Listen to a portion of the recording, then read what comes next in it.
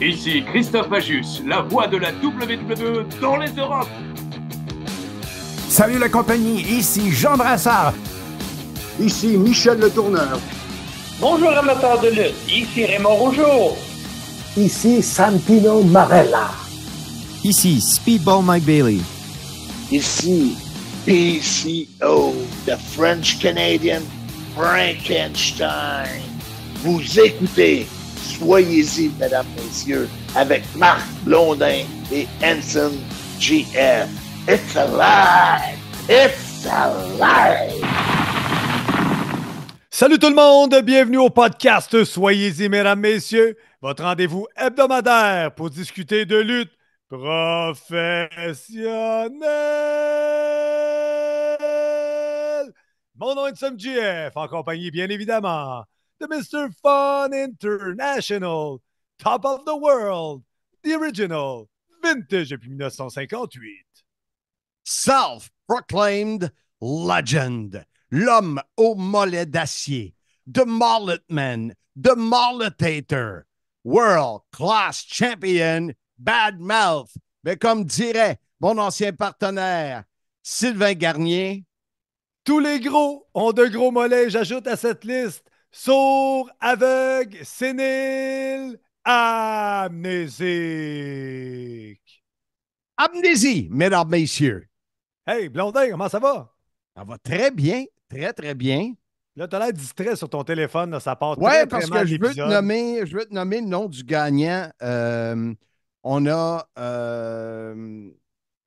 fait un tirage. Tu sais, quand je suis allé faire de la dégustation, hey, là, Oui. je me suis mordu à la langue encore. Ben, la langue molle, évidemment. Pour la mesdames, messieurs, dans les espaces houblons. On parle de la mesdames Bessieux à la goyave ici, là. Exactement, exactement. Je pense que c'est la seule qui reste en passant. D'accord. Il y a eu un gagnant. C'est le nom que je cherche. Là, Hey, pour les auditeurs, là, c'était pas pantoute dans le planning du show. Marc, qui sort ça de nulle part. Il est distrait, il cherche un nom, il m'en parle pas. Hey, Ouais. c'est bon. Fait que moi, le trouver, puis je te le donnerai. C'est incroyable comment j'ai de la misère avec mon cellulaire. Pour trouver Hey, si on de quoi, n'était là. pas en direct, je te dirais qu'on recommence ça. Mais écoute, vu qu'on est en direct, on va continuer. Oui. Marc, à la demande générale, c'est le retour du segment le plus populaire du podcast, les nouvelles à Blondin. Segment Bonnie, les fabuleuses nouvelles à Monsieur Fun. Ouais, bon, peut-être que je pousse un peu. Les correctes nouvelles de Monsieur Blondin. Ouais, non, on est tous peine gardés. Place aux nouvelles à Blondin. Wow, on a enfin un thème. Ben oui, Ce ben oui. segment si populaire. Je trouve que c'est important d'avoir le thème. L'aimes-tu? Je l'adore, Marc. Hey, je l'ai entendu des millions de fois, puis là, je l'entends encore. Je l'adore. Marc, on commence en rafale. Suivi perte de poids et entraînement. Lâche ton téléphone, c'est un crème. Tu ne trouveras pas le nom du Oui, gars. moi le trouver, je suis proche à tabarouette.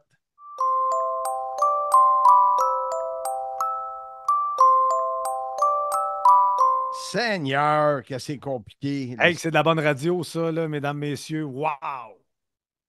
En tout cas, on a eu 64 coupons de participation dans les 6 boutiques. Le gagnant, c'est M. Charles Durocher. Alors, lui, il gagne un 4-pack de Bernard Bessieux, le livre, les cartes, 2 billets pour Simmania 7. Juste pour avoir goûté, il est très content. J'ai parlé. Mais écoute, on le salue, il est sûrement à l'écoute. Sûrement. Alors, Marc, avec un début de podcast si bien rodé, parle-moi donc là, de la perte de poids et de l'entraînement. Ça fait 2 fois que je te le demande. Ah ouais? Ben, l'entraînement va bien. On dirait que j'ai déjà atteint un plateau. Je suis jamais à 12 livres depuis 5 jours. Je fais attention, vraiment attention. Je mange beaucoup de Fais légumes. attention! Je pourrais m'en aller pour de bon. Ben, décote. Fait que c'est ça. Fait que je m'entraîne tous les jours jusqu'au mon 2000, ça va bien. Mais le poids, il reste là, mais c'est pas grave. Me sens bien. Cours me sens bien. 3000, Marc. Il faut que tu montes, ton entraînement. on va si t'as dire, des plates. déjà, 2000 et demi. Cours 2000 et demi. Déjà, là, on va dire, oublie pas l'âge que j'ai puis le poids que j'ai. 107 ans, ouais. Ouais. Fait que c'est ça. Non, ça va bien. J'ai hâte J'ai hâte que ça baisse. J'ai hâte de tomber en bas de 220. Là, je suis jamais à 222. Mais on verra bien. On lâche pas. À suivre. Au numéro 2, Marc, tu m'as mis dans la liste. Tu te sens comme The Rock. Ben oui. Savais-tu qu'il y avait une série de produits qui a sorti qui s'appelle Papoutui ou Papoutai, je ne sais pas combien le dire dans leur langage, mais c'est une série, une série, cherche le mot, là, à plein de produits pour hommes. Moi, j'ai vu ça aux États-Unis pendant mon séjour là-bas. J'ai acheté le savon pour la douche. Écoute, ça sent le lait de coco. Tu sors de la douche, tu te sens comme The Rock lui-même. Mais c'est vraiment cool, vraiment cool. Patui, c'est ça. Hey, cette commandite de produits de beauté masculine est une commanditée par The Rock. T'as des contacts, Marc, c'est incroyable. J'aurais aimé ça qu'il y ait des produits pour la barbe, mais il n'y en a pas encore. Mais, The Rock, il n'y a pas de barbe. Il n'y a pas de cheveux, puis il y a quand même du shampoing. Oui, c'est sûr. Hey Marc, le dernier podcast sur Sid, là, semble-t-il que les chiffres qu'on a atteints sont quand même extraordinaires. Surprenant. Je demandais à mon épouse Jazz. Mais Jazz, ton épouse, on la salue, sûrement l'écoute. Et elle me disait pourquoi est-ce-tu si gros nom que ça? Ben oui, c'est un gros nom. Ouais. Mais écoute, je te dirais à peu près 36 heures après que l'épisode ait été lancé, on avait déjà à peu près 800 écoutes et visionnements. Ce qui est surprenant, c'est sur YouTube, on frôlait le 600. C'est beaucoup. Alors, wow, merci. Et parlant de YouTube, on est, un peu, je vais te le dire, si je ne te l'ai pas dit, je l'ai ici. On est à 620 000 vues de tout ce qu'il y a sur ma chaîne YouTube, Marc Blondin, mais on a seulement 1300 abonnés à la chaîne. Alors, ça serait le fun quand vous êtes là, soit pour le podcast, soit pour regarder des vidéos, tout ce qui a rapport à Marc Blondin, ben juste, vous abonnez. Abonnez-vous à la chaîne. Pour qu'on monte ça, exactement. Le message est lancé. Marc, Simmania, là, on a vu le poster là, passer sur les réseaux sociaux. Magnifique poster. Handsome Jeff est un petit peu petit sur le poster, mais ça, c'est une autre histoire. Mais parle-moi donc de Simmania, Marc. Oui, Simmania 7, écoute, là, je suis dans le Blitz. C'est quand même dans un peu moins de 2 mois et on sait comment le temps passe vite. On a 21 tables VIP. Au moment où on se parle ce matin, il me reste 7 tables seulement. Wow. OK? Et là, je lance un message parce qu'il y en a un qui achète tout le temps la table. Je n'arrive pas à savoir comment le rejoindre. Steve Labelle. Alors, s'il y a quelqu'un qui écoute le podcast et qui connaît Steve Labelle, parce que c'est peut-être quelqu'un d'autre qui a acheté la table qui est à son nom. Alors, je n'arrive pas à le rejoindre. Puis dans Messenger, mettons qu'au mois de mai, là, je dois avoir à peu près 5000 messages depuis ce temps-là. Ben, Steve Labelle, on le salue, il est sûrement à l'écoute. J'espère qu'il est à l'écoute. Mais écoute, 6 tables, 6 x 8, 48, c'est pas beaucoup de monde. Alors, et il y en a là-dedans que je n'ai pas rejoint. Fait que d'après moi, d'ici 2 semaines, je vais te dire que c'est sold out. Wow, parfait ça. Hey, j'ai hâte de voir ça. Puis là, la carte, parle-moi donc de la carte. Est-ce que c'est complété cette carte-là pour cette soirée le 1er novembre prochain? Oui, on a 7 combats pour la première fois de l'histoire de Simmania. On a Jake Madison qui va affronter Tommy Z. Je pense que c'est Tommy Z, l'élève de Santino Marella. Merci. On a un combat par équipe avec, entre autres, les Piranhas qui vont affronter le bal des monstres. Oui, mon ami Muerte Morin, là, à découvrir ce personnage-là. Muerte, moi que je connais depuis longtemps, est extraordinaire à avoir travaillé. Oui, alors ça va dans le concept de l'Halloween, n'est-ce pas? Mm-hmm. Parce que Simmania 7 s'appelle également le retour des bonhommes sateurs. Alors, oui. Pour faire peur. Et parlant de ça, on a un combat de cercueil avec Fred Romeo qui va être accompagné de Joey Soprano qui va affronter Green Phantom dans le combat de cercueil. Et on a c'est pas un tournoi, mais on a 2 demi-finales pour couronner le premier champion Simmania qui portera fièrement la nouvelle ceinture. Et Ceinture en 5? Oui, exact. Les 4 sont Ian Harrison, Jérémy Prophète, mon oncle Saint-Jacques et Maxime Lemire, Max Lemire. Fait que je pense que je n'ai pas oublié rien. Mais t'as oublié le combat le plus important de la soirée. L'attraction spéciale, le combat qui va voler le show. Handsome GF contre celui que je pensais qui était mon ami, mais qui ne l'est pas, qui est devenu mon ennemi, Santino Marella. Oui, alors écoutez, si ça vous tente de commanditer un de ces combats-là, vous m'écrivez en privé, vous êtes capable de me rejoindre, ça, c'est pas un problème. Je vous le dis, là, attendez pas à la dernière minute. Puis pour l'instant, aucun billet disponible sur le point de vente. Table VIP seulement. Dépêchez-vous.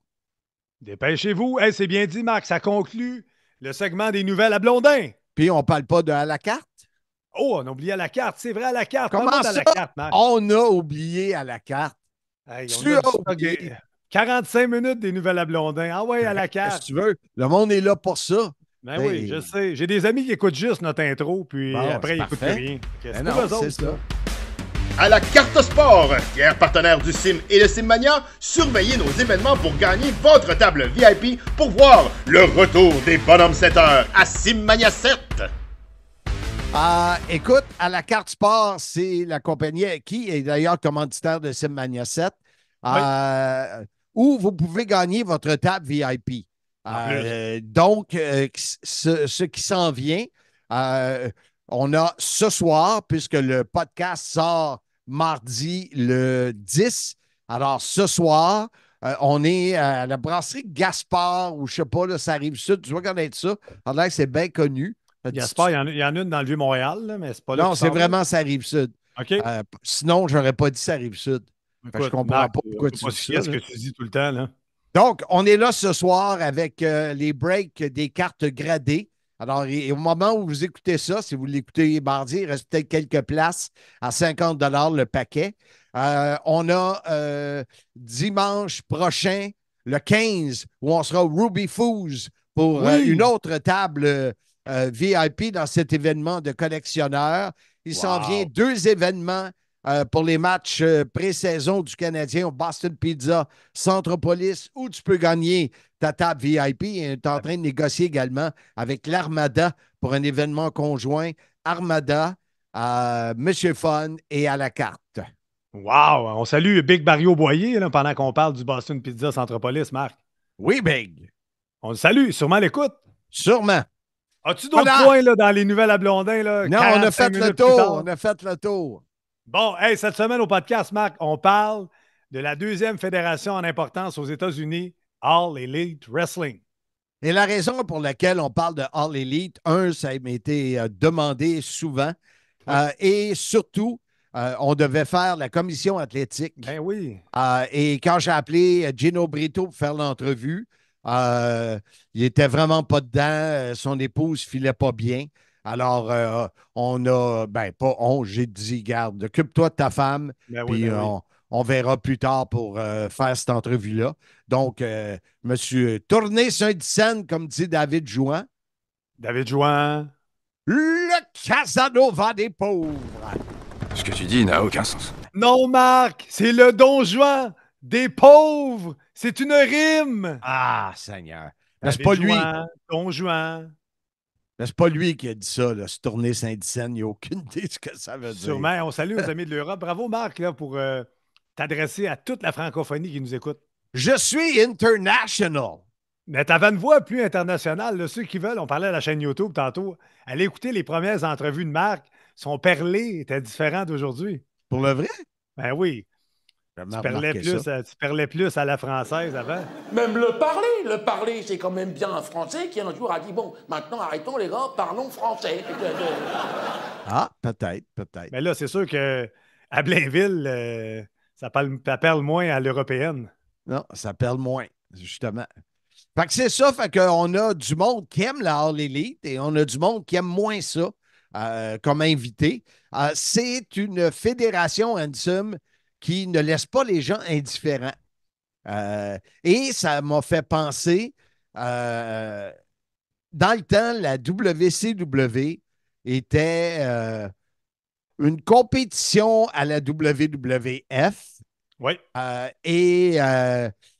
C'est sûr que les gens comparent toujours à la WWE ou dans le temps à la WWF. Et toute comparaison n'est pas bonne à faire. Ouais. Donc, c'est le modèle. Donc, c'est ce que tout le monde compare à. Mais Exact. il se peut que des gens fassent ça différemment. Moi, All Elite, j'ai jamais regardé une émission. Je cherchais l'information. J'écoute pas, j'ai pas le temps. Tu sais, j'en jase avec bien du monde, là. J'ai pas 15 heures pour m'effoirer devant le sofa et regarder la lutte. Comme je le dis et que j'aime le dire, contrairement à Pat Laprade et à Jean-François Kelly, j'ai une vie. La langue sale. Donc, ce que j'entends, je l'entends justement de Kevin Raphaël quand j'écoute les Antipodes et je l'entends de Eric Bischoff quand j'écoute, en m'entraînant, j'écoute 83 Weeks.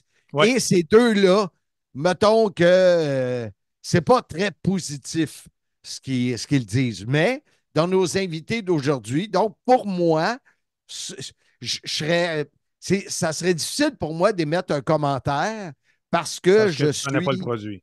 Je connais pas le produit et ce que j'entends, c'est toujours négatif la plupart du temps. On entend tout le temps la même chose. Trop de lutteurs sous contrat. Ils nous résument pas les histoires. C'est pas ce qui se passe. Oups, l'histoire a disparu. Trop de ceintures, trop de champions. Ouais.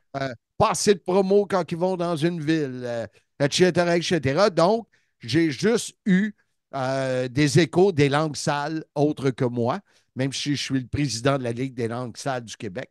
Oui, effectivement. Fait que c'est un peu ça pour moi, mais j'ai hâte de t'entendre, toi, sur All Elite Wrestling de Tony Khan. Moi, j'ai adoré le produit, Marc, au début. Tu sais que la genèse d'All Elite Wrestling, c'est la gang à Cody Rhodes avec les Young Bucks qui avaient produit l'événement All In, qui est un pay-per-view associé à aucune fédération. Tu avais des gens d'ROH, tu avais des gens de la scène indépendante. C'est arrivé en septembre 2000. C'est un défi. Oui, exactement. Il voulait montrer qu'il était capable de mettre sur pied un show indépendant, mais avec toute la qualité de production de WWE. Puis ce show-là était extraordinaire, All In. Ça a été sold out en 30 minutes. C'est ce qui a donné l'idée The Elite, qui était Cody Rhodes, les Young Bucks et Kenny Omega, de s'associer avec Tony Khan et son père, Shahid Khan, qui est multimilliardaire et propriétaire des Jaguars de Jacksonville, pour créer All Elite Wrestling. Et c'était une alternative différente à WWE. Et au début, là, quand tu écoutais Dynamite les mercredis soirs, là, c'était comme un pay-per-view. À chaque semaine, tu avais des matchs extraordinaires. C'était les meilleurs qui étaient là. Tu avais Kenny Omega qui était au top. Tu avais les Young Bucks, tu avais les Lucha Brothers, tu avais Hangman Adam Page, tu avais The Elite. Tu as eu Chris Jericho qui était le premier gros nom à joindre All Elite Wrestling, qui a été le premier champion. Il y avait son Inner Circle. On faisait plein de promos, des shots à WWE. C'était bon, c'était irrévérencieux. On disait que tu mettais l'émission puis tu ne savais pas à quoi t'attendre. Tu savais que ça allait être bon. Tu avais hâte de voir ce qui allait arriver. Puis, comme tu l'as dit, ils ont mis sous contrat énormément de gars. Il y avait énormément de factions. Et de filles. Il y a énormément de ceintures. Et là, ils ont rajouté plusieurs shows.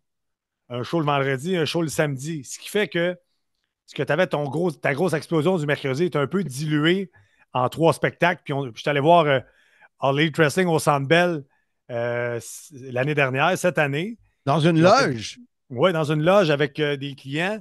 Où j'ai été invité. Ben oui, tu as choqué parce que tu es tombé en bas d'un escabeau de 3 marches, on s'en rappellera.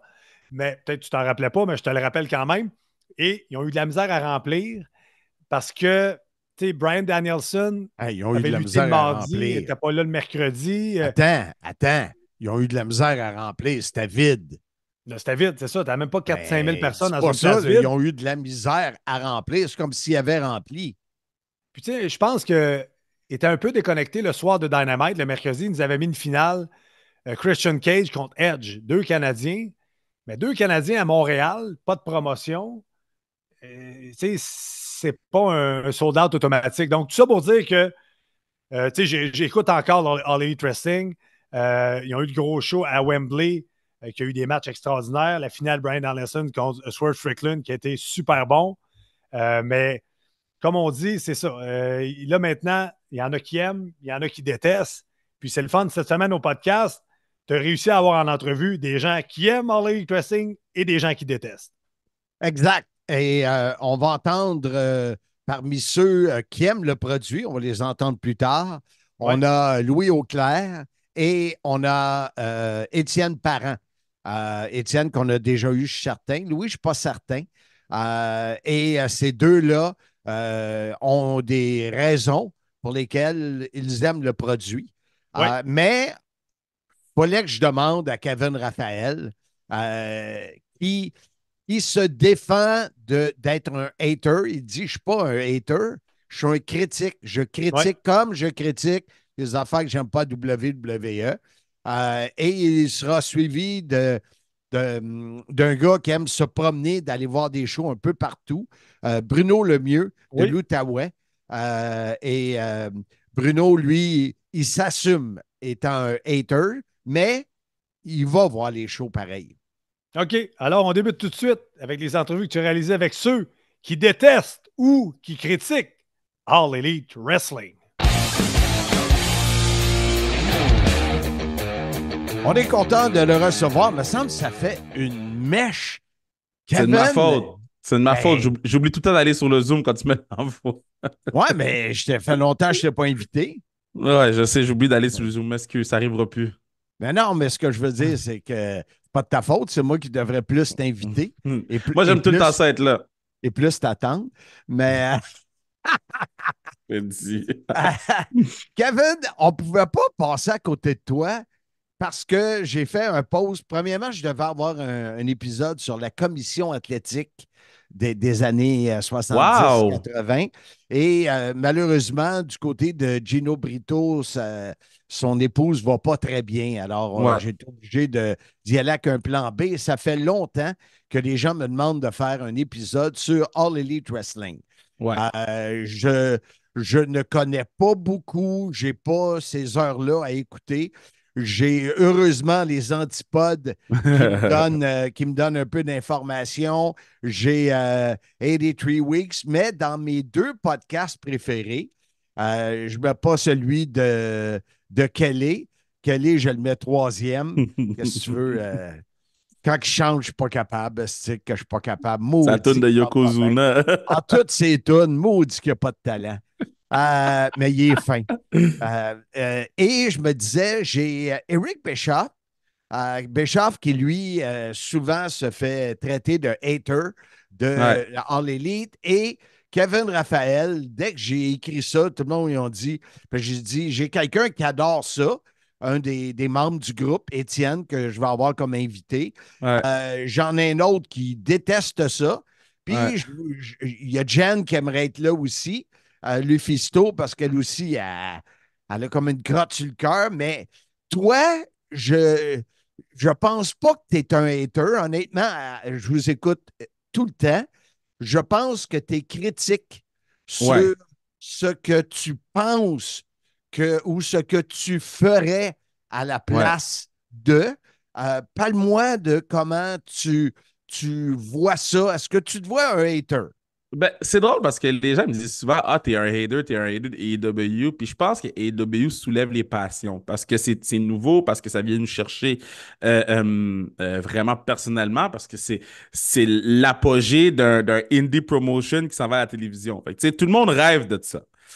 Donc, c'est sûr que les fans hardcore, ils prennent personnel, tu sais. Moi, je suis pas un hater de AEW. Je critique AEW comme je critique Impact, comme TNA, comme je critique WWE.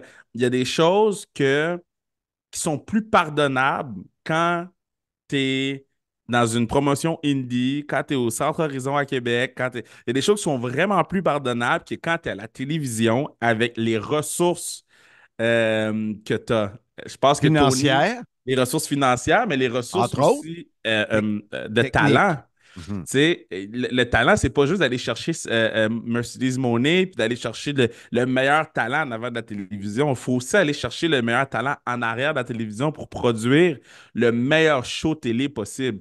Maintenant, ce qui arrive avec AEW, puis ce que je comprends beaucoup avec AEW, c'est que, un peu comme au football, puis là, c'est en parlant avec quelqu'un que j'ai réalisé ça. Un peu comme au football, il y a des philosophies qui sont différentes. Tu as des coordonnateurs offensifs qui, eux, aiment plus lancer le ballon. Tu en as qui aiment plus courir le ballon. Tu as des coordonnateurs défensifs qui aiment plus blitzer, qui aiment plus aller en... Ben, c'est un peu la même chose dans le monde de la lutte. Tony Khan il met l'emphase sur la lutte, lutte, lutte. Fait que tout le reste, ça l'importe peu. C'est des collateral damage. Mais moi, je mets plus l'emphase sur l'aspect spectacle puis l'aspect divertissement du produit. Fait que Automatiquement, storyline. Exactement. Fait que c'est sûr que il y a des choses. Puis il y a des choses que j'adore dans AEW. J'invite les gens à aller réécouter les pots et les fleurs d'il y a 2 ans. Je pense que AEW a tout gagné, tu sais. Mais à travers le temps, tu te rends compte qu'il y a certaines choses, dont le son, qu'il faut arranger parce qu'on a l'argent pour l'arranger. Souvent, je vais t'entendre critiquer ou dire pourquoi qu'ils ne nous ont pas fait un vidéo package? Pourquoi qu'ils ne nous ont pas expliqué? Est-ce que tu penses c'est que les gens de All Elite pensent que les fans de lutte sont si intelligents qu'ils n'ont pas besoin d'explications? C'est quoi? Parce que tu reviens avec ça souvent. Ouais. Parce qu'ils parlent à leurs gens. Exemple, bon là, pour faire un cheap plug, on a un show à Québec le 20 septembre, Centre Horizon, Section Chrono 2. Achetez vos billets, le point de vente. Bon. Mais on fait des vidéos package. On a des vidéos package qu'on met sur Instagram qui expliquent aux gens, où je pense que ça va sortir, quand ça va sortir, les vidéos vont être sorties, qu'est-ce qui se passe, qu'est-ce qui s'est passé au premier show, qui est qui a quoi à gagner à ce moment-là, pourquoi Michel Plante contre Matt Cardona, c'est important pour Michel Plante, parce qu'il a perdu au premier. Fait on l'explique aux gens, puis ceux qui étaient là au show sont pas fâchés qu'on leur explique. Ils sont juste comme, ah, OK, c'est là. Mais ceux qui n'étaient pas là au show, ceux qui attrapent ça sur Instagram, qui voient passer mes réseaux sociaux puis qui font comme ah, c'est quoi cette affaire-là? Mais tout de suite, ils peuvent s'accrocher à quelque chose. Je pense que All Elite parle beaucoup aux gens de All Elite qui sont extrêmement vocaux, whatever, qui sont extrêmement bruyants. Mais ça reste que moi, si j'écoute le show avec quelqu'un qui n'a jamais écouté All Elite, mais qui adore Cody Rhodes, puis que j'ai dit Cody Rhodes était à All Elite avant, puis il a un peu parti la compagnie, puis là, la personne me dit oh my God, c'est malade, on écoute-tu le show, je veux voir. Puis qu'après 1 heure, elle sait toujours pas qui est qui, parce qu'on n'explique pas vraiment qui est qui, mais on n'est plus dans l'objectif de ramasser des fans. Ouais. Tu sais, WWE, qui sont déjà établis depuis des décennies, font des vidéos package. Fait que pourquoi toi, t'es plus nice et tu fais pas de vidéo? Puis là, ils en font vraiment plus qu'avant. Les derniers mois, ils en font vraiment plus qu'avant. Ça, je vais leur donner. Là. Mais après ça, c'est encore la technique de ben, je peux pas mettre un vidéo package parce que là, ils vont switcher de poste puis ils vont aller à NXT. Mais là, il n'y en a plus d'NXT. Okay. Là, il n'y en a plus de switchage de poste. Leurs ratings sont steady de entre 700 et 800 000 à chaque semaine. C'est très steady. Fait que ça ne sert plus à rien d'essayer de courir puis de ah, ils vont changer de poste. Ils ne vont pas changer de poste. Assure-toi de builder ton fanbase one by one. Ouais. Puis, ouais. Ben, une chose qu'ils font bien, par exemple, ça, je vais le mentionner. Une chose qu'ils font très, très bien, puis qu'ils font mieux que WWE, ils vont nous sortir les segments complets sur YouTube. Parce que maintenant, YouTube est beaucoup plus fort que la télévision. Donc, ils vont nous sortir les segments complets. Fait que si moi, j'ai manqué un All Elite, je peux quand même suivre l'histoire avec les clips de 7-8 minutes qui a des bouts de match, des bouts de promo importants. Fait que ça aussi, c'est vraiment un bon move puis intelligent de leur part parce que si j'ai manqué le show à la télévision ou si mon enregistreur n'a pas fonctionné, je peux quand même aller suivre tout ce qui s'est passé durant la semaine. Si je n'ai pas le temps d'écouter Collision, je peux aller sur YouTube, les gros segments de Collision, etc., etc. Parce que, écoute, moi, je suis quelques décennies plus âgé que toi, mais on sait que tu es très occupé. Si moi, je suis très occupé, à un moment donné, là, 15 heures de lutte par semaine, là, je le dis souvent, Pat, Laprade, Kelly, ils n'ont pas de vie. Ouais. Ils ont ça. Ils ont ça. Ils n'ont pas d'enfants, ils n'ont pas de blonde, ils n'ont pas de ci, ils n'ont pas de ça. Mais toi, tu as ta famille, tu as 150 000 projets. Moi, un peu pareil, mais différemment parce que je suis plus proche peut-être un jour de la retraite. Mais tu sais, on n'a pas le temps. Donc, ces vidéos package-là et des certains sites, Oui. c'est important d'avoir le résumé pour un peu savoir de quoi tu parles. Mais Ben, tu sais, dans n'importe quelle série télé, il y a un vidéo package au début du show pour nous dire ce qu'on a manqué, pour nous pointer les choses de tel épisode qui était important. Fait que tu vas voir, ça va se poursuivre dans l'épisode que tu vas regarder, dans toutes les séries. sais-tu où j'ai découvert ça? Où? Là, previously on 24. As-tu de ça? Ben oui, tout le temps. 24 heures chrono, Hein? là. Je me souviens parce que je me tapais des nuits de temps, les épisodes. Ça, je skippais ça parce que je venais de l'écouter l'autre avant. Ouais. Mais ça m'est resté un résumé. Quelqu'un qui. Toi, tu l'as vu, ben skip-les. Mais si ça. tu ne l'as pas vu, l'autre personne dit Ah, OK, là, je sais pourquoi il est rendu à telle place. Tu sais. Exact. Puis, tu sais, ça aide les lutteurs aussi. Parce que quand ils se représentent devant la foule, tout le monde est au courant de tout. Tu sais, souvent, AEW, la vente d'étiquettes est plus difficile, donc ils donnent beaucoup de tickets. Fait que, vu qu'ils donnent beaucoup de tickets, il y a beaucoup de gens que c'est la première fois qu'ils vont voir AEW.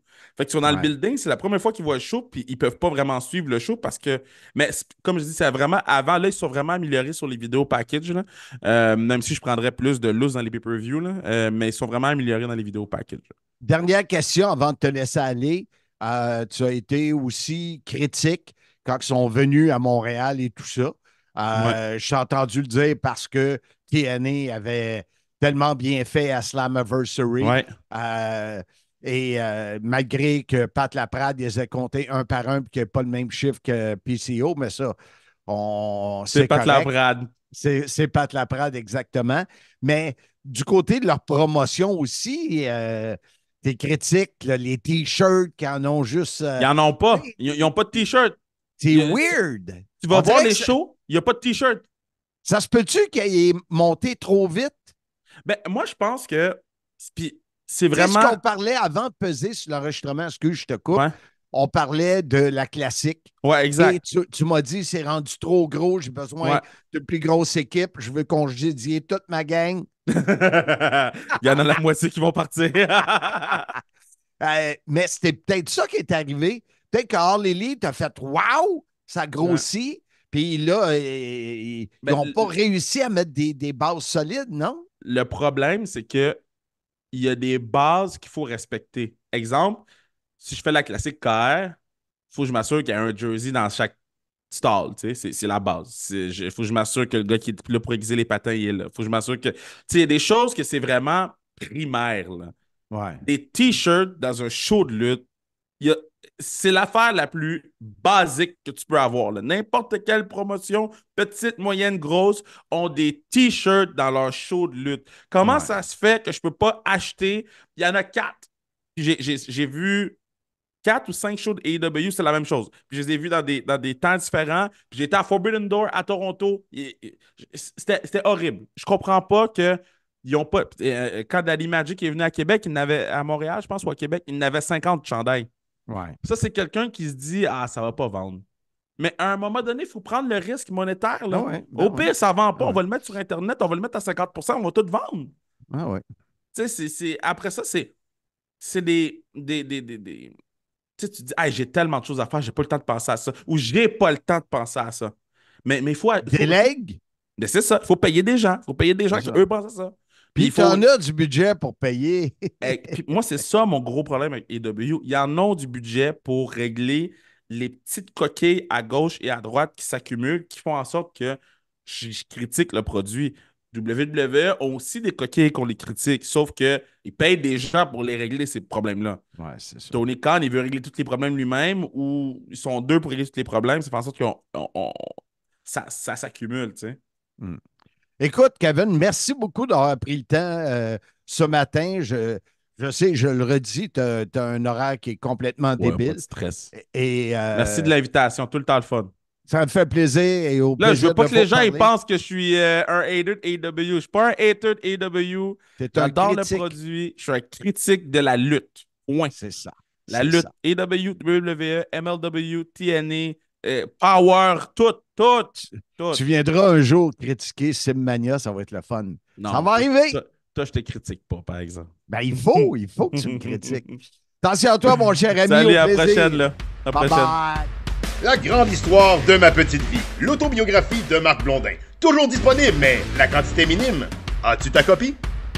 On reçoit sur le podcast Soyez-y, mesdames, messieurs, Bruno Lemieux. Comment vas-tu? Ça va très bien, toi, Marc?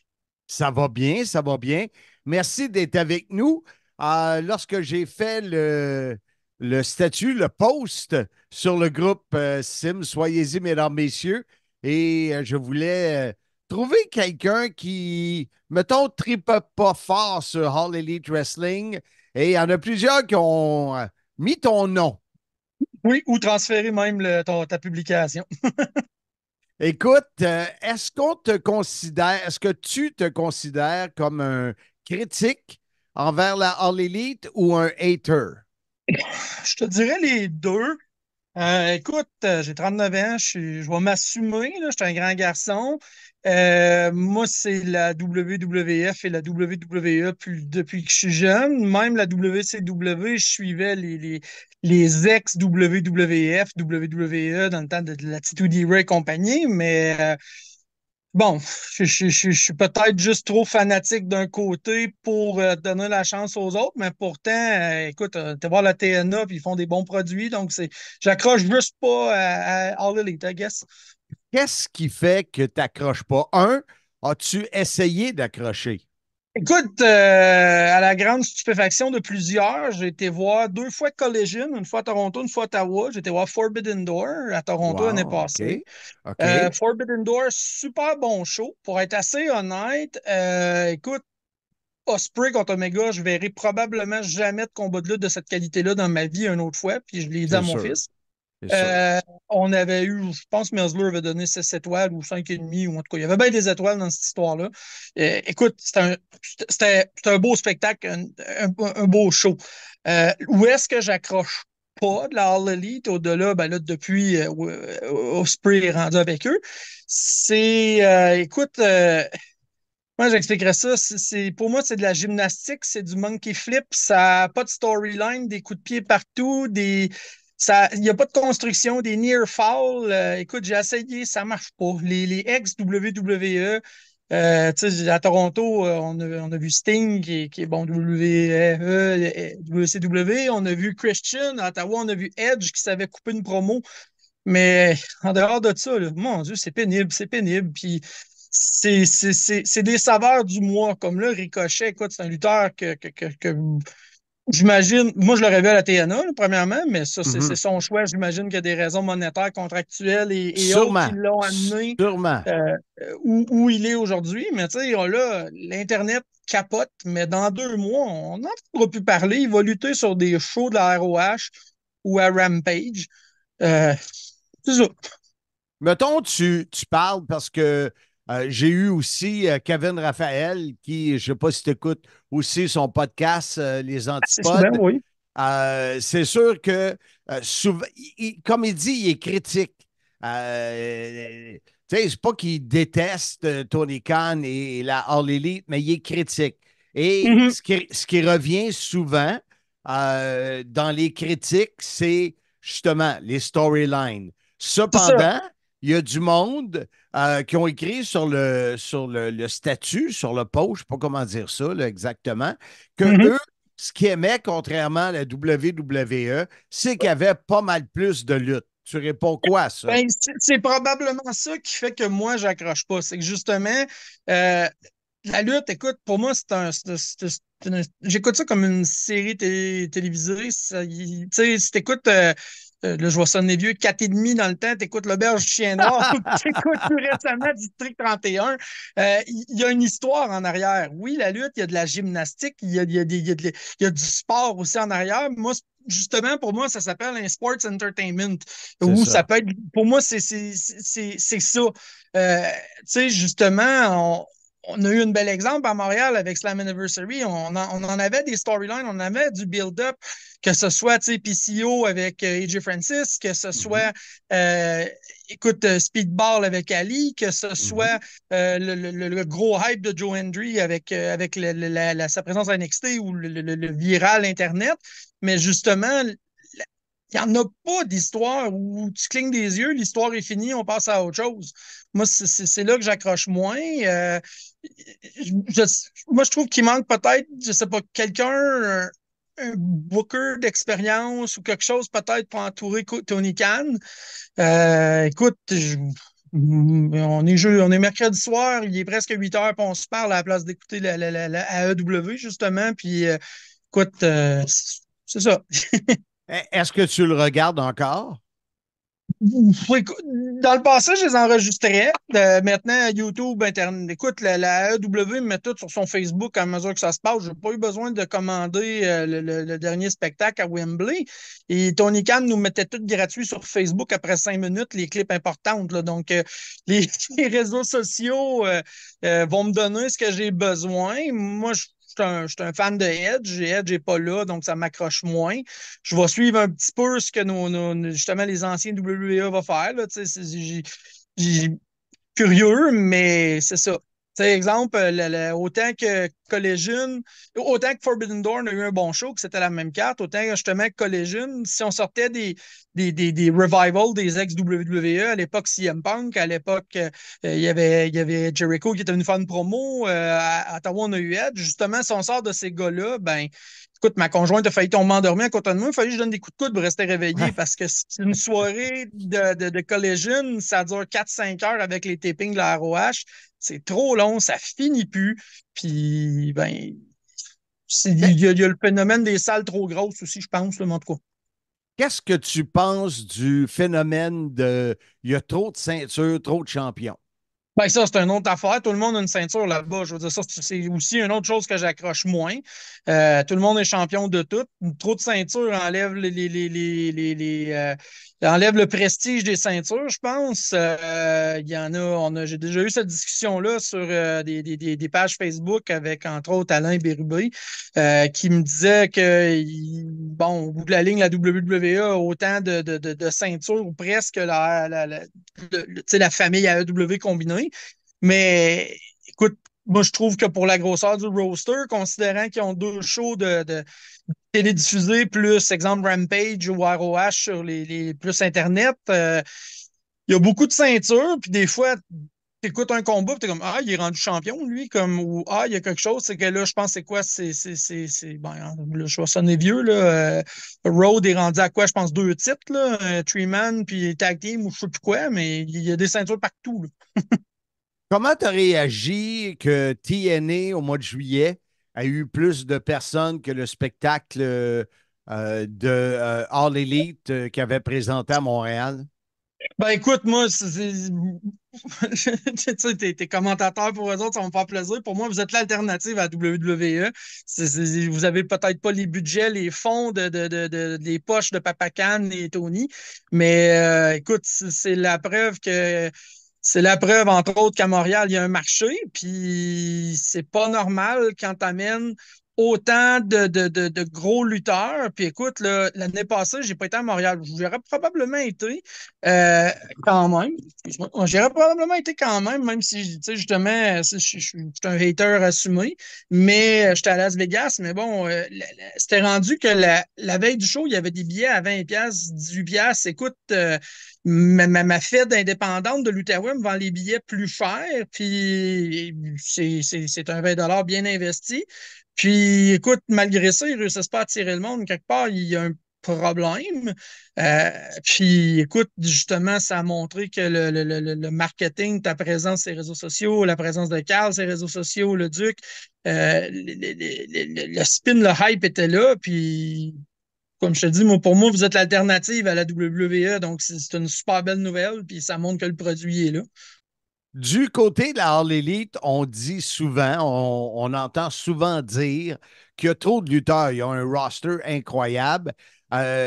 Pourquoi tu penses-tu vraiment que c'est l'argent qui fait qu'ils s'en vont là? Puis pas Ben, grave encore si on récemment, lutte il y avait pas. un article sur Internet là, à quel point on peut dire que c'est vrai, pas vrai, qui disait que ça avait donné des boutons à Triple H puis à la WWE et TKO de voir le salaire, les conditions de travail d'un gars qui était, dans le fond, mid-card chez eux comme Strickland, leur ancien champion. Écoute, sais-tu l'argent, les conditions? Je veux dire, écoute, on le sait, le lutteur, c'est dur sur le corps. La Ça dure route, pas longtemps. c'est ça, tu regardes la WWE la semaine passée qui était d'une pleine grosse tournée en Europe, que le samedi à 4 heures l'après-midi ici, il était en pay-per-view à Berlin, mais que le lundi soir, 2 jours après, les lutteurs étaient à Denver. Donc, on a perdu 2 heures de décalage d'un côté vis-à-vis nous ici au Québec, puis on en gagnait 6 de l'autre bord. Ils mangent 8 heures de décalage. Fait que, tu sais, c'est sûr que, tant qu'à moi, les conditions, le fait que, tu sais, exemple, ils vont tourner 2, 3 shows à ROH en même temps, ces choses-là, j'imagine, ça doit être toutes des choses qui sont prises en considération. Moi, avoir des jeunes enfants, être un lutteur professionnel, puis l'offre est égale des deux bords. Écoute, je vais être honnête, j'y réfléchirais, là, dans le sens que je pense que les conditions semblent être là versus, on regarde l'horaire typique d'un lutteur WWE versus justement à AEW là, pour Daniel Bryan Danielson. Là, je pense, exemple, à l'âge de ses enfants, j'imagine que c'est un facteur qui pèse. C'est sûr que moi, il y a beaucoup moi, je trouve qu'il y a beaucoup de choses qui me rappellent la descente de la WCW à l'époque, du creative power pour une Mercedes Moné qui est déjà rendue à 2 ceintures, dont une qu'on ne sait même pas trop d'où ce qu'elle sort. C'est pas une ceinture de la AEW, mais que c'est un partenariat. J'imagine le chèque de paye était bon, les bonnes conditions, un creative power. J'imagine qu'il y a plein de petites choses de même qui font que ça va attirer les lutteurs, puis je peux pas les blâmer, mais quelque part, oui, et je maintiens mon point. Regarde, Rousseff, Miro, il a disparu de la carte vite. Kate Lee, que l'Internet voyait comme une future grande star de la AEW, qui allait finalement avoir un push. Écoute, la dernière fois qu'on le levait à TV, c'est au Hall of Fame de la WWE avec sa conjointe dans un shot par accident à la place de la AEW. Puis écoute, il y en a plein d'autres de même. Là. Il y en a qui disent qu'il faut juste accepter que ça soit différent de la E. Ben, ça, écoute, je respecte ceux qui disent ça dans le sens que, écoute, ça n'en prend de tout genre. Si ça peut ramener. Je suis assez honnête pour dire que la présence de la AEW, ça met une pression sur le produit de la WWE, veut pas. Tu regardes toujours dans le rétroviseur. Tu sais, comme je dis, pour moi, la TNA est l'alternative quand je veux écouter d'autres choses, mais reste que la grosse production compétitrice, c'est la AEW. Donc, écoute, il y en a qui préfèrent ça. Puis écoute, on respecte ça. J'ai jamais bloqué personne. J'ai jamais renié d'amis parce qu'elles sont des fans de la AEW. J'ai tapé ses nerfs de plusieurs. Puis c'est correct, je m'assume. Mais écoute, tous les goûts sont en nature. Puis c'est comme la XFL pour la NFL. C'est un épine dans le pied, mais ça peut apporter des bonnes petites modifications à gauche, à droite. Puis écoute, ça peut pas nuire. Si toi, tu restes dans le bout de l'Outaouais. Oui, right? Gatineau.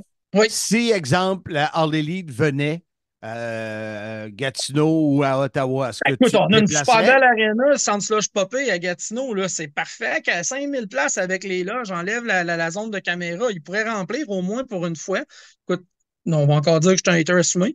Mais ils sont venus à Ottawa, puis j'étais là. Puis écoute, j'ai attendu à la dernière minute parce que ça, c'est une autre affaire. Tu achètes un billet plein prix, la All Elite, tu te fais pourvoyer, pour pas dire fourrer.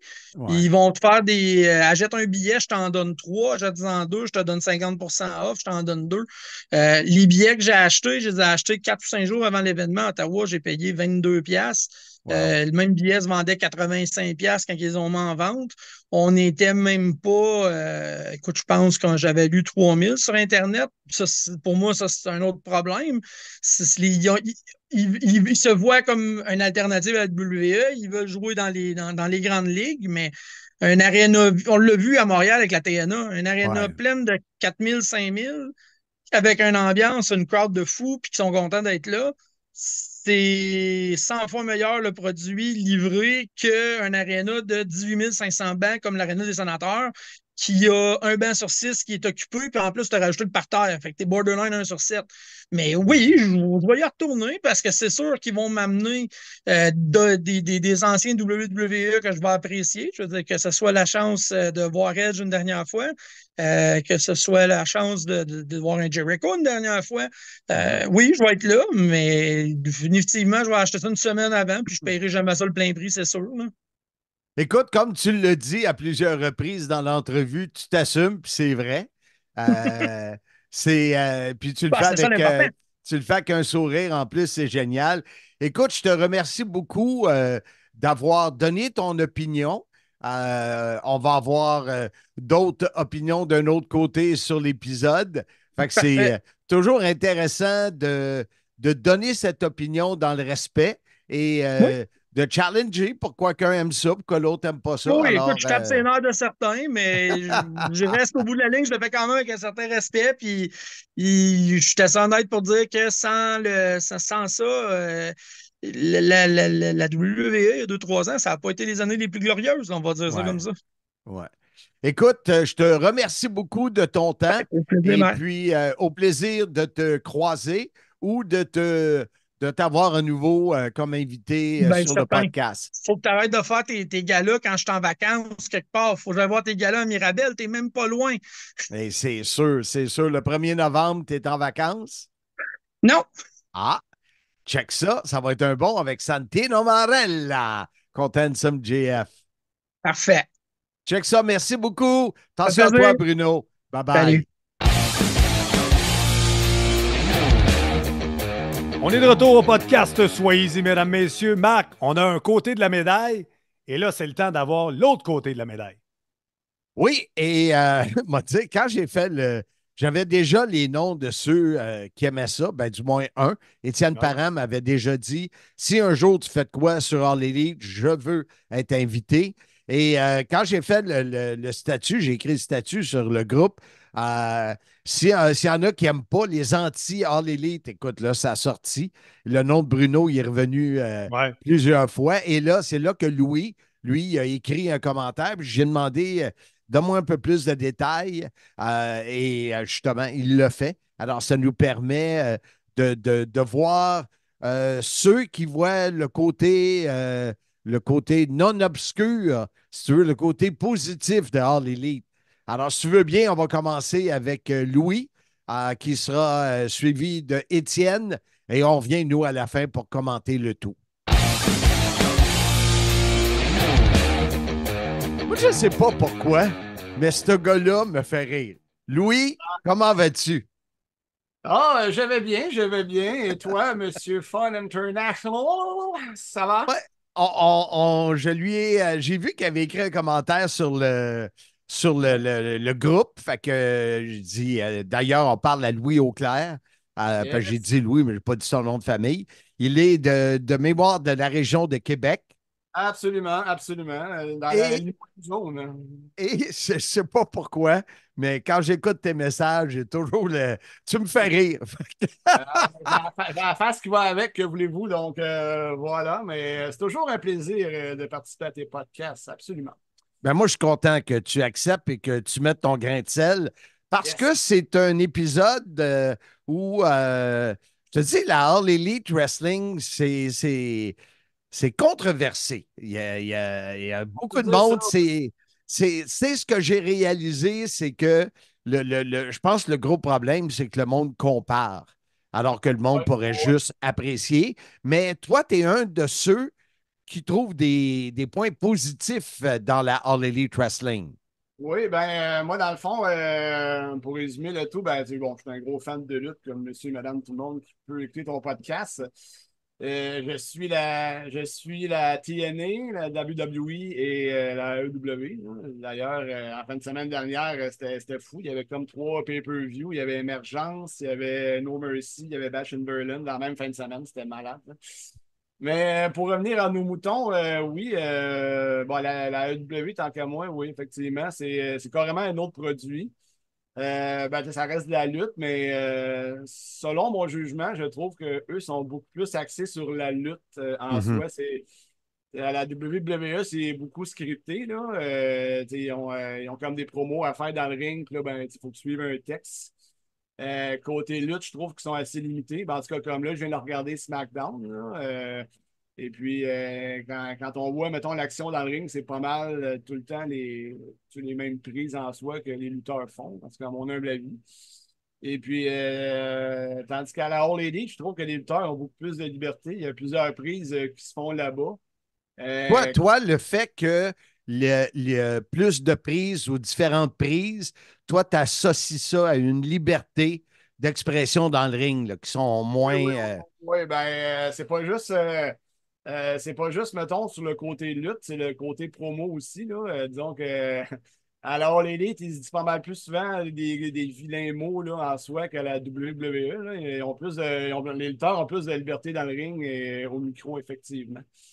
Les storylines, c'est un petit peu plus so-so. Là. La WWE, c'est surtout vers moi, dans le fond, j'ai commencé à suivre un ancien lutteur de la TNA et la WWE, il s'appelle Tom LaRuffa. Là.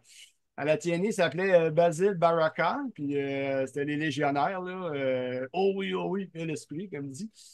J'ai commencé à suivre ses podcasts sur YouTube là, depuis 2 semaines, puis il fait vraiment comme des belles reviews sur les deux shows. Puis effectivement, lui aussi, c'est pas mal ça qu'il dit, là, puis il voit vraiment une différence dans le produit. Là. Et puis, comme la semaine dernière, j'ai écouté Dynamite mercredi, et puis ça a comme fini que, dans le fond, il y a comme une espèce de rivalité entre Swerve Strickland et puis Adam Page. Et puis le show a fini avec Adam Page qui fait brûler la maison d'enfance à Swerve Strickland. Fait que là, genre, il est en chaise devant la maison, il prend son drink, puis là, il y a le feu en arrière. Là, je fais comme Ah, ça, tu verrais pas ça. Pas ça trop souvent à l'autre bord, mettons. Mais bref, ils ont beaucoup plus de liberté créative et dans le ring. Là. Comme je te disais, cette semaine, il y a beaucoup de prises que les lutteurs font qui seraient déjà bannis depuis un bout là, dans la grosse fédération. C'est pour prendre soin de la sécurité des lutteurs, mais en même temps, il faut leur faire confiance. Ils savent ce qu'ils font. Exact. Exact. Puis ils travaillent à deux. Fait que, c'est ça, mais il y a beaucoup de prises comme. Moi, il y a un lutteur que j'aime bien, Will Ospreay. Là, il a ses prises. Qui ne l'aime pas? Louis, qui ne l'aime pas? Moi, excuse-moi. J'ai eu un petit rush. Mais c'est ça. Moi, je l'ai connu à la All Elite. Là. Je savais genre qu'il était connu mondialement à la NJPW. Là, puis, en tout cas, c'était comme un des lutteurs genre très top dans le monde avec il y a Okada aussi qui est rendu là. Il y a Mercedes Moné. En tout cas, ils signent des gros noms. Ouais. Puis c'est ça. Il y a comme je pense pas qu'on peut dire qu'il y a une compétition vraiment entre les deux fédérations, mais c'est carrément deux produits qui se distinguent. Puis moi, je trouve que c'est bon pour la lutte parce que ça fait comme deux choses à regarder, deux produits à regarder différents, puis qui se distinguent l'un de l'autre.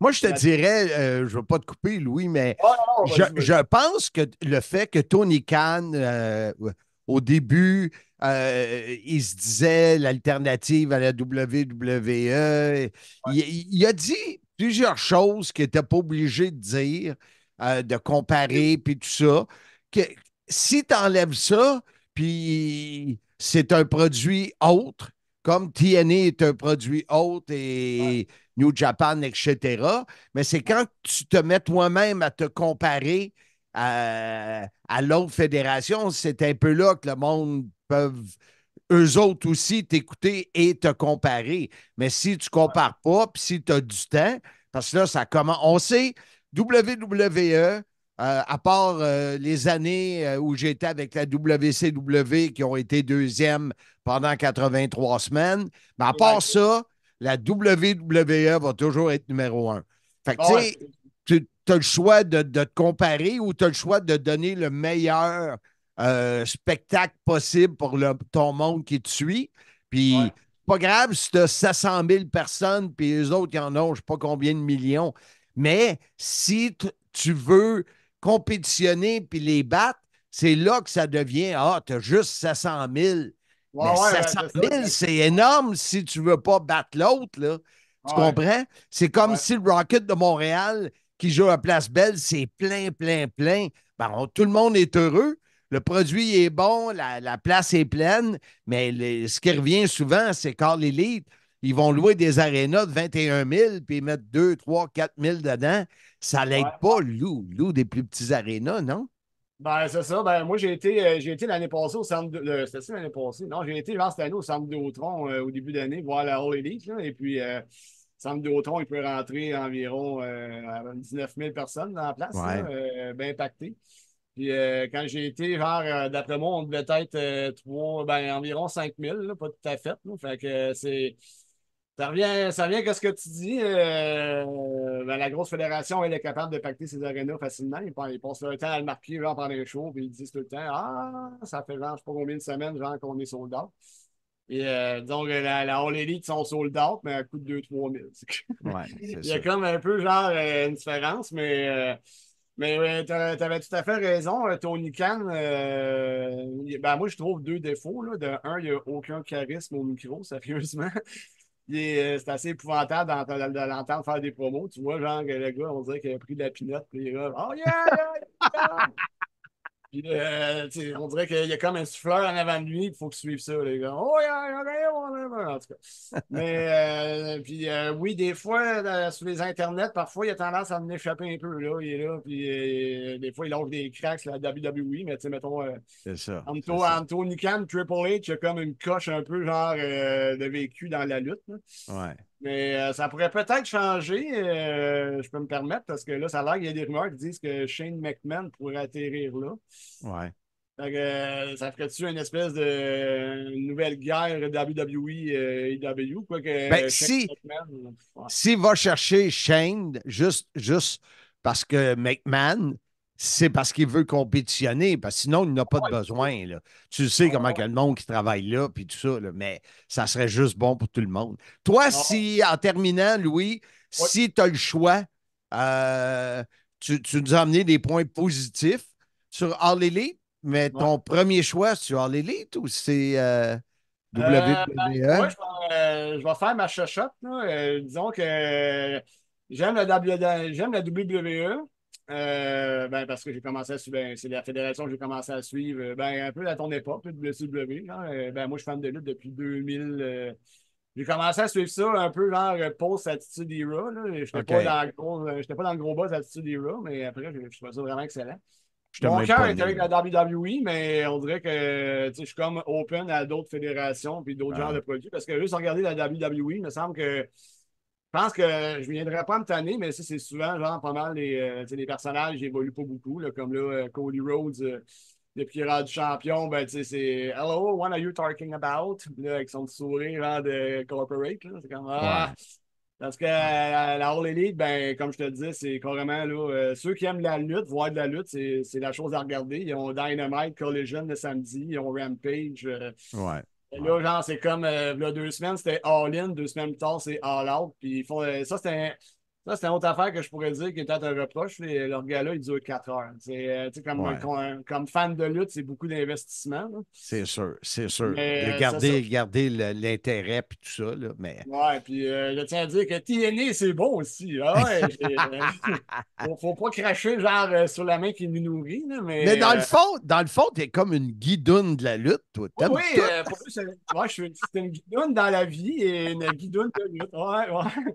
Louis, c'est toujours un plaisir. Toujours un plaisir de t'avoir. Je suis toujours un peu nerveux quand je te parle parce que tu es comme genre une sommité de la lutte au gros mollet d'acier puis à la langue sale, mais c'est toujours un plaisir de te parler, mon Marc.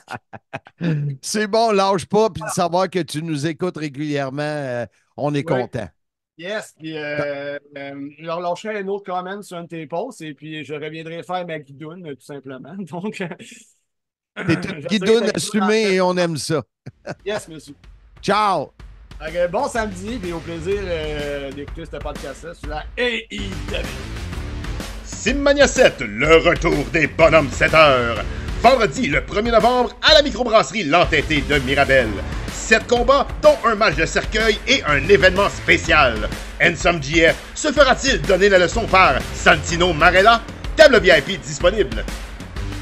Mesdames, messieurs, sur le podcast Soyez-y, mesdames, messieurs, enfin, on va pouvoir parler à quelqu'un qui trouve de quoi de positif sur la All Elite Wrestling et vous allez, bien sûr, on vient d'entendre Kevin Raphaël, on vient d'entendre Bruno Lemieux, Bruno qui est un hater assumé, Kevin qui lui dit, écoute, je ne suis pas un hater, je suis un critique, mais quand on a eu, il y a peut-être un mois, peut-être un peu plus qu'un mois, j'ai dit, hey, j'ai les amis, je commence à manquer d'idées. Et c'est sûr que les gens m'ont dit, il faut que tu parles de All Elite. Et Étienne Parent était un des premiers qui m'a dit, hey, si tu le fais, je veux être là. Et tu viens de quel coin, Étienne? Québec. Québec. Ah oui, tu me l'as dit qu'il faisait beau à Québec aujourd'hui. Oui, exactement, c'est pas grave. On n'enregistrait pas, fait que c'est comme ça n'existait pas. Bon, fait que dis-moi donc, mon cher Étienne, pourquoi pour toi, la All Elite Wrestling, c'est du positif? En passant, quand je te dis ça, c'est pas parce que moi, je pense que c'est négatif. Non. Moi, je pense que pour l'amateur de lutte, d'avoir des alternatives, c'est fantastique. Mais je t'écoute. Oui, absolument. Tout à fait d'accord sur ce point-là. L'alternative, c'est une alternative aux produits de la WWE qui met moins l'accent sur le volet de lutte en tant que tel. Puis, moi, ce qui m'allume de la All Elite Wrestling, c'est la qualité des matchs. La quantité de matchs 5 étoiles, on dirait ce qu'on voudra sur le système de cotation de Meltzer ou whatever, où là, c'est rendu que tout le monde le fait, mais c'est la qualité des matchs. La, la lutte est mise de l'avant un peu plus qu'à la WWE. Moi, je considère que, puis certaines critiques vont dire les histoires. Bon, ça revient souvent. Moi, je considère que la WWE, c'est des histoires avec de la lutte dedans. La All Elite, c'est de la lutte avec des histoires dedans. OK. C'est différent. C'est différent. C'est différent. Puis ça s'adresse à un public qui est aussi différent. On peut suivre les deux, mais il faut s'attendre à avoir mais moi, c'est vraiment l'alternative. J'ai été peut-être un 10-12 ans là, à ne pas écouter de lutte. Ah oui, c'était quand ça? Fais-tu longtemps? Je dirais après, quand dans le fond, l'époque de John Cena, quand Cena est arrivé, ben c'est pas, j'avais rien contre lui, mais je veux dire, le produit avait changé, tout ça, après l'Attitude Era. Puis, j'ai rembarqué peut-être en 2018, si je ne me trompe pas, là, avec NXT, parce que j'avais j'avais dans le fond le channel de la WWE gratuitement, puis j'ai tombé sur un produit de NXT dans le temps d'Adam Cole, Kyle O'Reilly, Johnny Gargano et tout. La qualité des matchs m'a complètement jeté à terre. Vraiment, là, plus acrobatique, prenait plus de risques, mais aussi la longueur des matchs était moins prévisible. Puis à partir de ce moment-là, j'ai vraiment rembarqué dans la lutte, puis c'était vraiment, là, je suis revenu vraiment, je me disais, OK, c'est rendu ça, la lutte maintenant. Je me suis essayé avec le produit de WWE qui, je trouvais plus, disons, plus grand public, je dirais ça comme ça. Oui, c'est bien. Quand j'ai entendu parler, puis de fil en aiguille, j'ai connu Kenny Omega et tout ça, puis quand j'ai entendu parler qu'il y avait une nouvelle fédération qui s'en venait, la All Elite Wrestling maintenant, j'ai été piqué de curiosité et tout, là, puis c'est sûr que dès le début, là, c'était pas parfait non plus, là, puis ça l'est toujours pas, mais il n'y a aucune fédération qui l'est, mais le produit, moi, à toutes les fois qu'il y a un pay-per-view, c'est un must-see, c'est un must-watch, là, fait que c'est sûr qu'avec mes amis, on se fait un souper comme ceux le font pour SummerSlam, WrestleMania. On se réunit. Comme en fin de semaine, c'est prévu pour All Out. En fin de semaine dernière, pour All In. Puis on écoute ça avec mes amis Maxime et Eric. Là, on écoute ça religieusement. Eux, ils font un peu moins ça. Plus, c'est moi le fil conducteur, mais quand même, on apprécie vraiment le spectacle. Est-ce que tu parles des événements avec souper, amis? Est-ce que tu fais quand même WrestleMania? Non. Non, du tout? Non, puis je suis pas un hater. C'est juste que la WWE, mais le produit, Non, je suis pas capable. Je suis pas capable d'embarquer. Puis peut-être si j'accordais du temps, peut-être, tu sais, mais moi, c'est vraiment la qualité des matchs. Puis à toutes les fois que je m'essaie, puis je dis pas qu'il n'y a pas de bons matchs à la WWE, mais Non, non, je l'accent n'est pas comprends, je mis comprends. là-dessus, puis c'est normal. Ouais. Puis c'est ça, j'ai beaucoup de respect pour Kevin Owens, puis bien d'autres, là. C'est juste que c'est ça. Moi, c'est pas ce qui m'accroche, puis c'est ça. Un match de Darby Allin, je trouve ça, ou Will Ospreay, encore plus, Ouais, je trouve ça incontournable selon moi. Fait que, Moi, j'ai eu l'honneur de décrire à Chicago, là, puis quand je l'ai vu le lendemain dehors, on a pris un selfie, là, puis c'était un honneur pour moi de décrire un combat à TNA avant qu'il soit avec All Elite. Là. Oui, Wow. Quel temps incroyable. C'est sûr que tu as beaucoup de talent à All Elite. Les gens disent qu'il y a trop de lutteurs, il y en a qu'on ne voit pas pendant trop longtemps, trop de ceintures. Il y a quelqu'un d'autre qui dit ouais, mais si tu calcules les ceintures de l'autre bord, il y en a aussi beaucoup.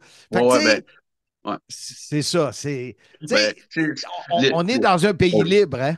Ben, c'est ça, exactement. Puis, tu sais, c'est sûr, sur les réseaux sociaux, là, puis des fois, j'embarque aussi. Je dois avouer que j'embarque un peu dans la c'était la querelle.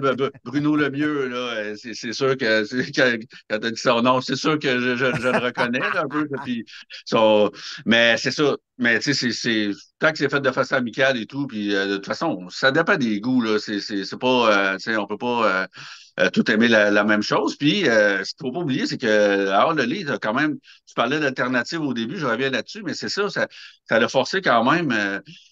Force est d'admettre là, que ça a forcé la WWE à être meilleure puis à plus penser à son produit aussi. Parce que quand l'All Elite est arrivé, ça a quand même choqué quand même le milieu un petit peu. Là, puis il y a eu plusieurs exils, mais puis ils reviennent maintenant. Mais quand même, je pense que le produit de la WWE est, de ce que j'entends, meilleur qu'il était avant que la All Elite arrive.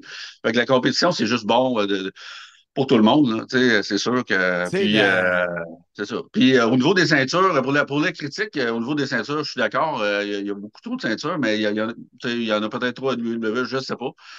Ou dans d'autres fédérations. Mais il y aurait-tu à en avoir un peu moins, peut-être, là. Mais, c'est ça. C'est pas parfait. Le produit n'est pas parfait. C'est ceux qui écoutent la WWE. S'ils pensent que le produit est parfait, c'est ça. C'est qu'à un moment donné, ça vient du chauvisme un peu. Puis, je suis capable d'être critique, même si je suis complètement vendu. Là, je veux dire, mais je suis passionné hors l'élite, oui, mais c'est ça. Je suis capable de dire que trop de ceintures, effectivement. Les histoires, comme j'ai dit au début, moi, les histoires, c'est un peu moins important. Mais c'est ça, oui, absolument. Puis, tu sais, je pensais pas, en 2017, avant de retomber sur NXT, puis ensuite de tomber vraiment, parce que j'ai été un passionné de lutte des années 90 jusqu'à début 2000. Je pensais pas aller voir un spectacle à Toronto, partir de Québec à Toronto pour aller voir un Forbidden Door comme l'an dernier, tu sais. Puis je l'ai fait, tu sais, c'est comme, c'est ça, tu sais, je pensais pas le faire, mais je pensais jamais que la lutte m'amènerait là, mais là, on l'a dit absolument. Puis on parlait avec des gens autour de nous, puis j'étais allé au Dynamite à Montréal puis à Québec aussi. Puis c'est ça.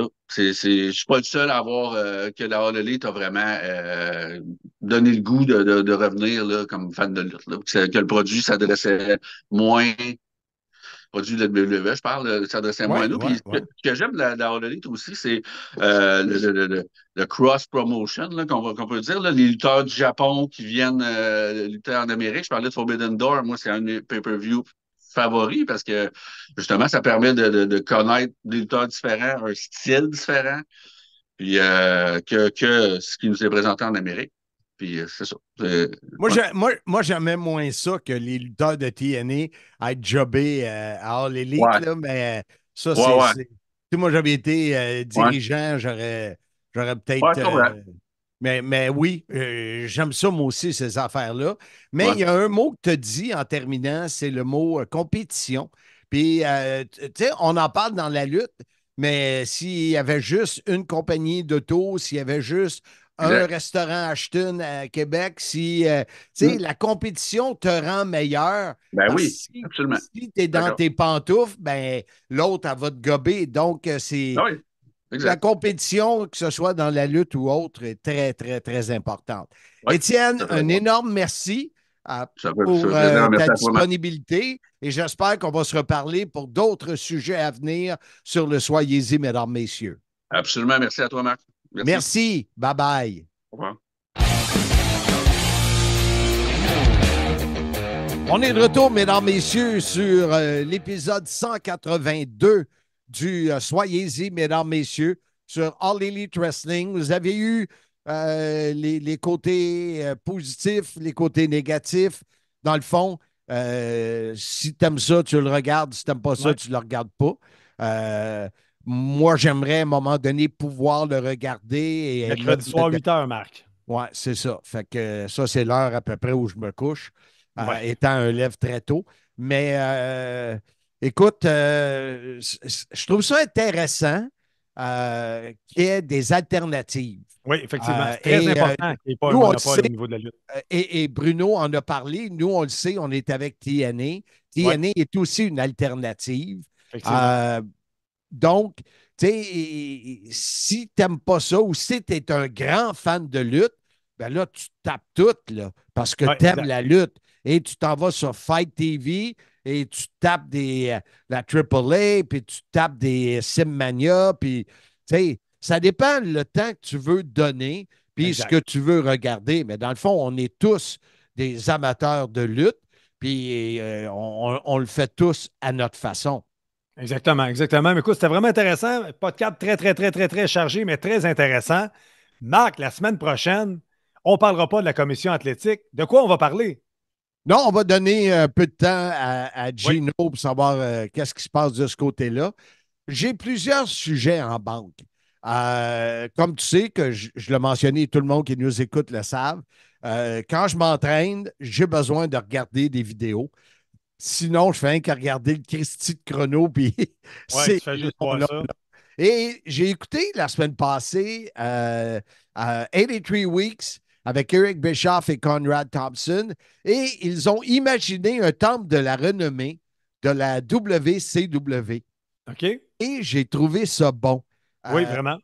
Fait que tu l'as-tu écouté, là? Non, mais moi, j'ai adoré la WCW, puis je trouve ça intéressant qu'on s'en aille là-dedans. Ouais, qui seraient les premiers intronisés dans le temple de la renommée? Qui serait, c'est ça, je pense qu'ils ont 4 ou 5 catégories. Alors, je vais probablement mettre ça sur pied, choisir les 4 nominés qui ont mis eux autres, parce que je pense que c'est pas mal unanime. Tu as influenceurs dans le monde de la lutte, tu as la faction, tu as l'équipe, tu as l'individu et tu as ceux backstage qui ont. Je veux pas dire d'influence, qui avaient le plus d'influence. Non, c'est ça, je ne voulais pas utiliser le mot influence, mais ceux qui ont fait en sorte, tu sais, entre autres, Ted Turner est un des 4. Dusty Rhodes est un des 4. Celui qui est décédé récemment. Kevin Sullivan, qui a été booker longtemps pour WCW. Et Brisloff, un autre que je ne connais pas, est un des 4. Donc, c'est ceux qui, grâce à qui la WCW s'est rendue à. Alors, et on ne parle pas juste des 3-4 années de succès. Là, on parle de. Donc, c'est intéressant. J'aime ça. Je vais voir. Écoute, il y a tellement de sujets sur la table, mais chose certaine, le numéro 183 de Soyez-y, mesdames, messieurs, sera, comme tous les autres, des plus divertissants, si ce n'est que pour l'intro de 147 minutes. Une chance qu'on a l'intro parce qu'on a à peu près 3 minutes de contenu. Mais c'est ça, la force du podcast. Soyez-y, mesdames, messieurs. Et Marc, de quelle façon on invite les gens à revenir nous rejoindre la semaine prochaine pour d'autres aventures? En vous disant, chers amis, soyez-y, mesdames, messieurs.